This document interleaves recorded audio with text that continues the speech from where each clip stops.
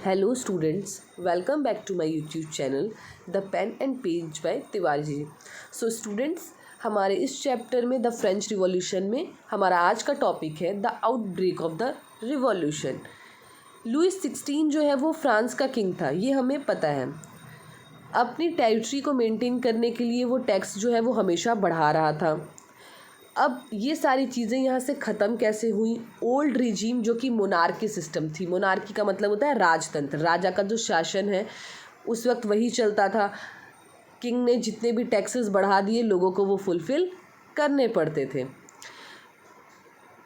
तो अब जो है ये अकेले तो ये फुलफ़िल नहीं कर सकता था, तो लुइस 16 जो है वो एक मीटिंग बुलाता है सारे स्टेट जनरल्स की। स्टेट जनरल्स वो थे स्टूडेंट्स जो हमने पढ़ा था ना कि 3 स्टेट्स हैं, तो उन सारे स्टेट्स के लोगों की जनरल्स की एक मीटिंग बुलाता है और नए टैक्स के बारे में वो उनको इन्फॉर्म करना चाहता है। स्टेट जनरल जो है ना वो एक पॉलिटिकल बॉडी होते हैं जो कि तीनों स्टेट के रिप्रेजेंटेटिव होते हैं। क्यों? क्योंकि कोई भी किंग अकेले डिसाइड यहाँ पर नहीं कर सकता था, उसे जो है वो पहले मीटिंग बुलाने पड़ती थी। अब ये लास्ट टाइम था जब 1614 में लुइस 16 ने मोनार्की सिस्टम के अंडर जो है वो मीटिंग बुलाई थी। तो 5 मई 1789 में लुइस 16 जो है वो एक असेंबली सारे स्टेट जनरल्स की एक मीटिंग को बुलाता है न्यू टैक्स को बताने के लिए।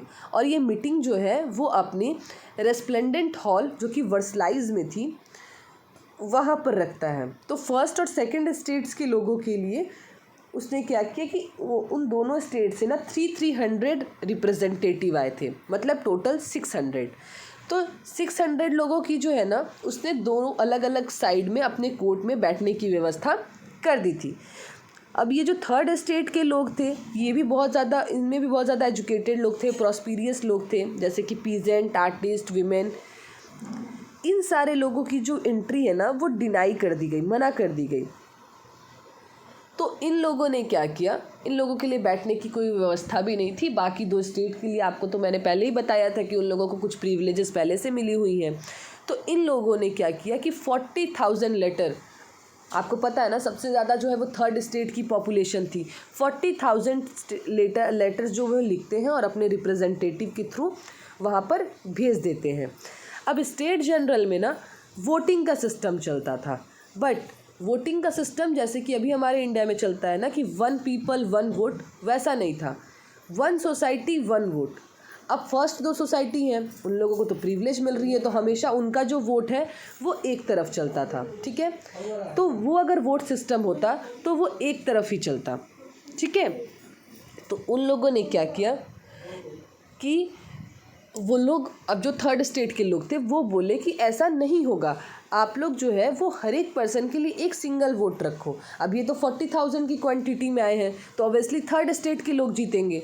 लेकिन ये चीज़ जो किंग या फिर फर्स्ट 2 स्टेट के लोग जो है वो नहीं चाहते थे और उन लोगों ने इस कंडीशन को डिनाई कर दिया। तो थर्ड स्टेट के जो लोग हैं वो उस मीटिंग हॉल से जो है, थर्ड स्टेट के जो लोग हैं वो उस मीटिंग हॉल से बाहर आ जाते हैं और उन लोगों ने एक सोशल कॉन्ट्रैक्ट बनाया जिसमें कि उन्होंने लिखा कि वो किंग की जो प्रपोज़ल है, किंग जो टैक्स बढ़ाना चाहता है उसे वो रिजेक्ट करते हैं और वो इसके अगेंस्ट में प्रोटेस्ट करेंगे।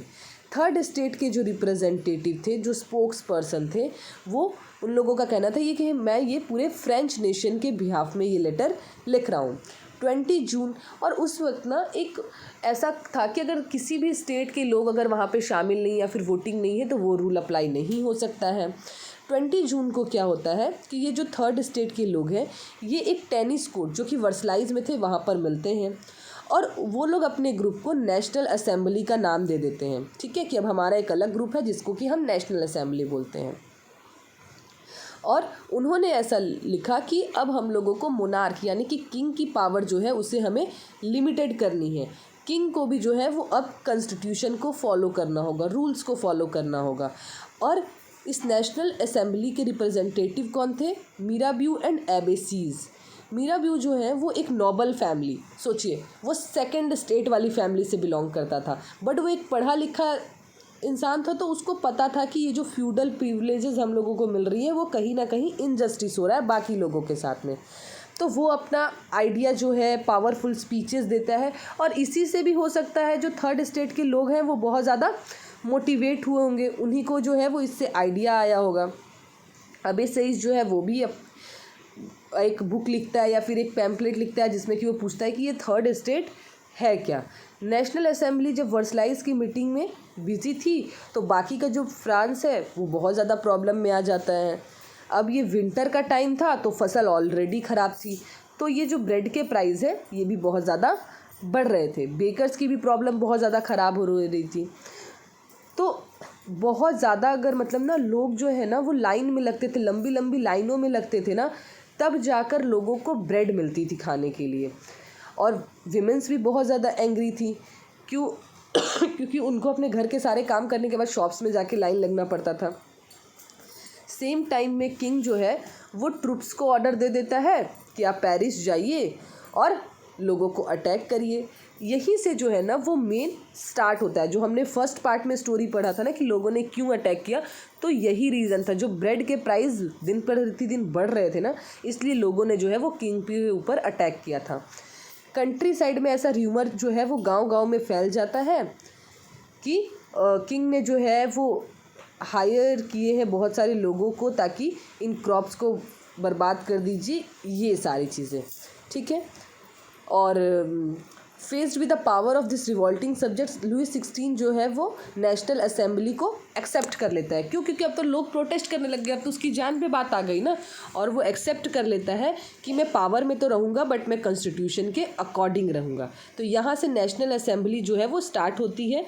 4 अगस्त 1789 में एक असेंबली पास होती है जिसके अकॉर्डिंग टैक्स और ऑब्लिगेशंस को पूरी तरह से ख़त्म किया जाता है। जो भी क्लर्जी हैं उन लोगों को कोई भी एक्स्ट्रा प्रिविलेजेस नहीं मिलेंगे। थीसिस जो है उसको भी पूरी तरह से ख़त्म कर दिया जाता है। चर्च की भी जो प्रिविलेजेस थी उसे भी ख़त्म कर दी जाती हैं। तो यहाँ पर गवर्नमेंट जो है वो एटलीस्ट 2 बिलियन लीवर्स तक फुलफ़िल कर पाती है। अब ये मोनार्की सिस्टम तो अभी है ही, लेकिन ये मोनार्की सिस्टम कॉन्स्टिट्यूशन के साथ कैसे काम करती है ये हम नेक्स्ट वीडियो में पढ़ेंगे। वीडियो को लाइक, शेयर और सब्सक्राइब ज़रूर करें। Thank you.